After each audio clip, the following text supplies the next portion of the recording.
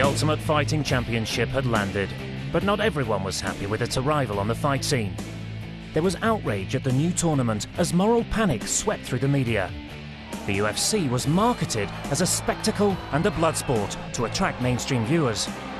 But it became a sitting duck for publicity-seeking politicians and conservative America, even though it was hugely popular. It was a tremendous hit. It was a runaway hit because you had people interested in the mystique of the martial arts, and you also had people interested in the fact that, my God, someone could actually die. And once again, you know, this was something that the UFC itself was saying.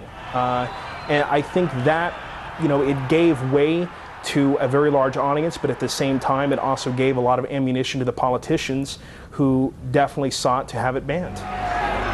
The shows continued, but there were less and less places for the UFC to go. Hounded by Senator John McCain, it was finding life tough as he continued his campaign to ban the Ultimate Fighting Championship.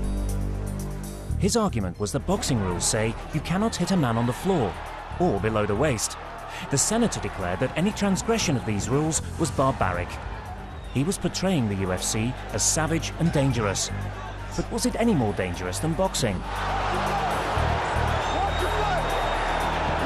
I think even the hardcore, when they were calling it no holds barred and the whole hardcore, there was never really a serious injury in the UFC ever. It was more perception. In the beginning, it was marketed as the bloodiest, most brutal, violent sport in the world. 2 men enter, 1 man leaves, but it was really all hype for marketing. This really is it's a sport. The difference between this sport and boxing, you know, people try to compare it to boxing a lot. These guys don't take the head blows that boxers take. This sport is actually a lot safer than people really realize. The senator was so wrong.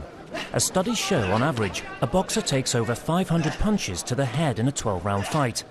But in the UFC, there were very few knockouts because without a protective boxing glove, a fighter can easily break his hand and therefore cannot fight.